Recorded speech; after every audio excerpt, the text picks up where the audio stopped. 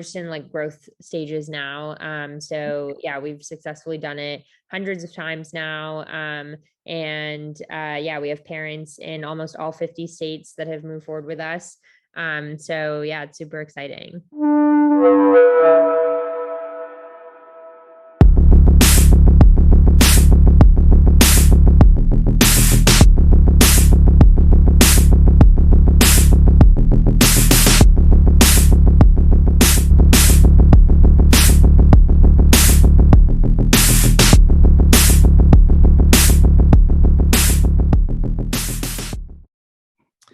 This is another episode of the Form Your Own Pack podcast from Founders Pack. My guest today is a founder from Los Angeles, Kathryn Cross. Kathryn, thanks for joining me.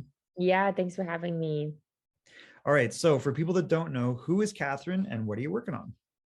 Yeah, so I'm the founder of Anja Health. We are the a stem cell safe. So we help pregnant parents freeze their umbilical cords for its stem cells, so that they can use them in the future for future disease treatment purposes. So I founded the company because of my younger brother, Andrew. So when I was 3 and he was 1, he was in a near drowning accident that gave him cerebral palsy. And so from there, my mom was looking into different treatments for cerebral palsy. And the most promising thing that she could find was that at Duke University, there was a study being done demonstrating that children with cerebral palsy were able to receive their own umbilical cord blood intravenously, so similar to an IV. And through a cord blood transplant, the stem cells were able to help regenerate their social and motor skills, and all of the cells in their body related to that. And there are all kinds of other use cases related to that as well. So things like the third person ever used cord blood to treat HIV and was cured earlier this year. And so instances like that are super promising, and there's all sorts of potential use cases. So our ultimate mission is to give families one more treatment option, regardless of whatever ailment they're facing. Wow, that is so. And how long ago did you start this? Yeah, about a year ago. Okay, so it's fairly recent. And what's the response been? Yeah, I think it's been good. Yeah, I've been trying to sort of put a contemporary spin on it, and really be able to channel parents. And I think for the most part, what I've realized is that a lot of parents feel really lonely throughout their pregnancy journey, or just don't have other communities to turn to, especially if they live in a more rural area. So I think through our social media presence and just my outreach to customers and things like that, we've been able to really help foster relationships and make them feel confident in something related to their birth.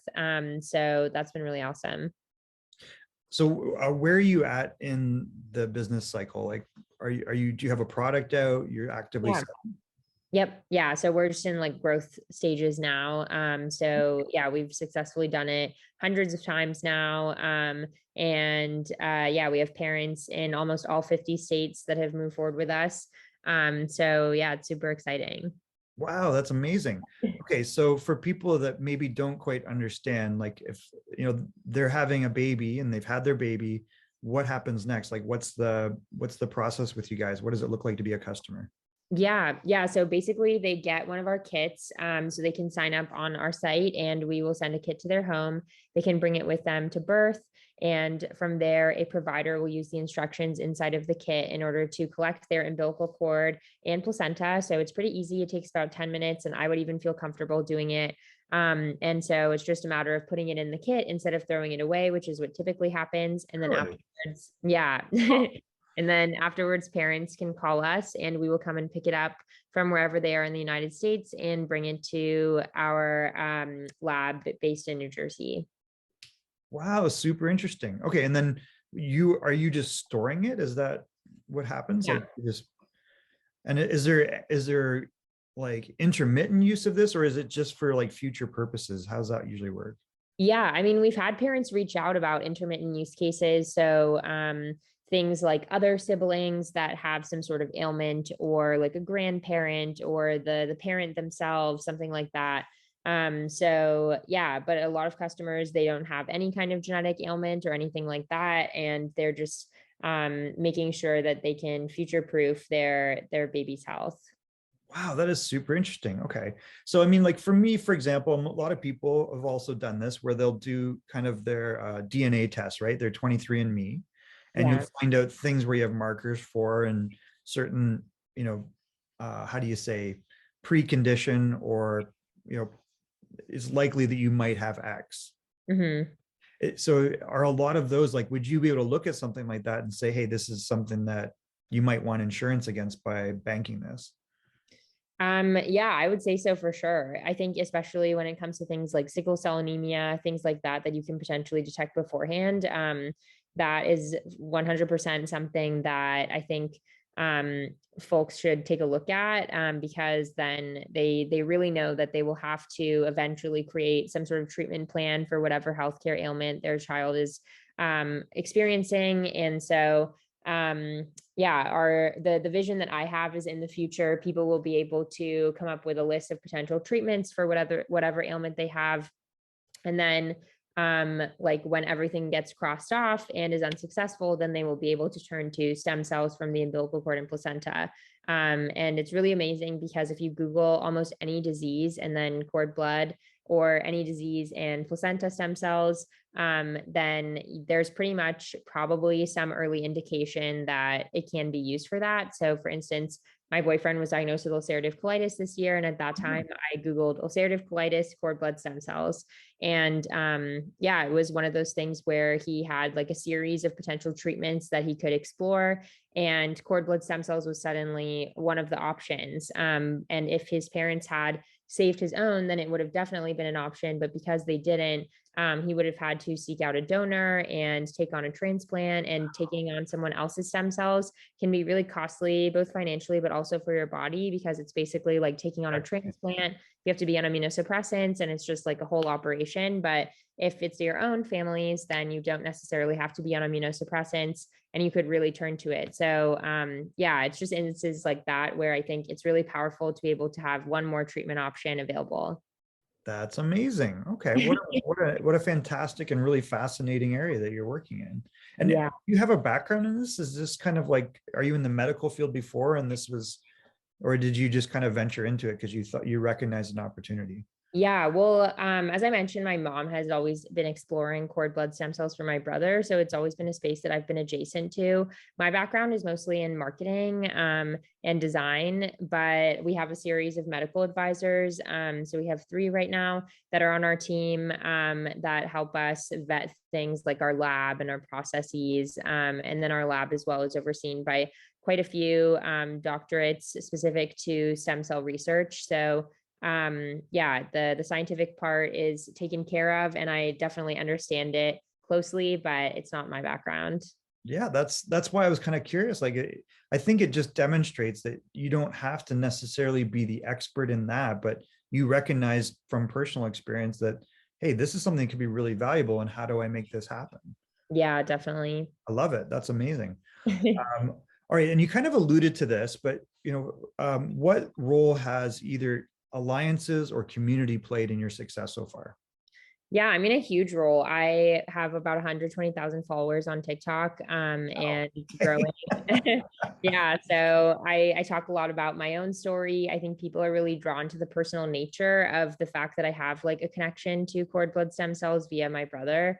And so because of that, I think community has played a huge role. I think it allows parents to just really garner trust. I think typically in the past, people, the most common story is that they don't hear about it at all, that this is something to be done. But I think the second most common story is that they hear about it, perhaps from a provider. And I think they're a bit uncertain and just sort of don't really know how to go about investigating it further. But I think when people find out through my TikTok, they feel like there's a real That's person crazy. yeah, and they're able to really develop like a sense of confidence around their decision, which I think when it comes to things like birth, it's usually so confusing for parents, especially first time parents. And there's so many decisions to be made. Like you're not honestly entirely sure if it's the right decision, and you're just kind of hoping. But I think because people are able to really see like my story, and I can answer a bunch of questions in real time, then they really feel like more deeply connected, and feel confident in at least this aspect of birth. Wow, that's really fascinating that you could blow up number one that much on social networks and utilize that as your main channel to communicate. That's really exciting to hear. Yeah. Yeah. All right. I want to be conscious of your time.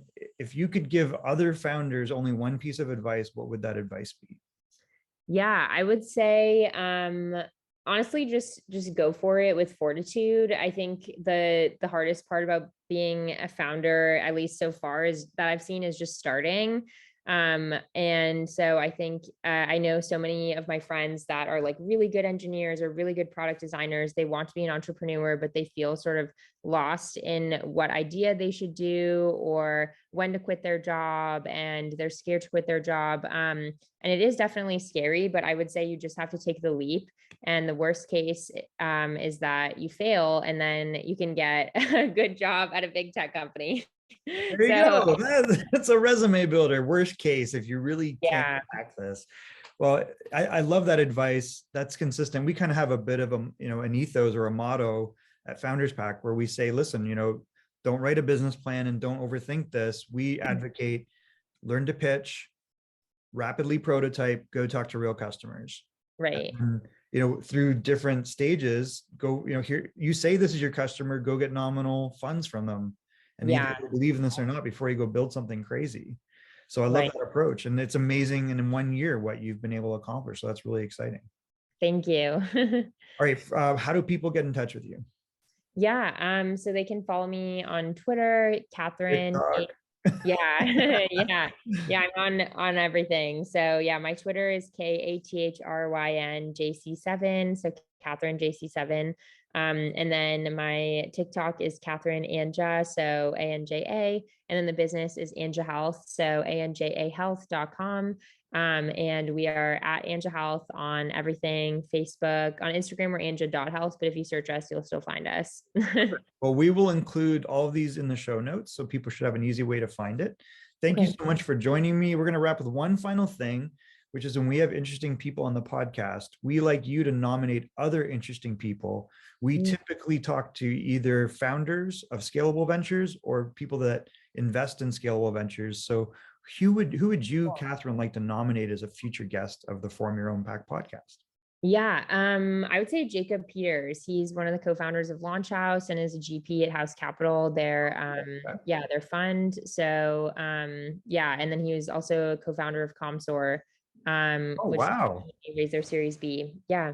Okay. And for people that don't know, ComScore, that was like a very early indicator of how much traffic any website had. And it's kind of like the Nielsen ratings of websites, right?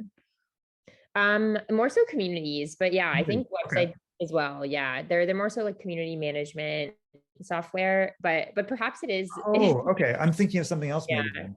Yeah, because I yeah, always thought a ComScore was kind of like today you would have SEM Rush or something equivalent, but oh, okay. maybe it's Yeah, different.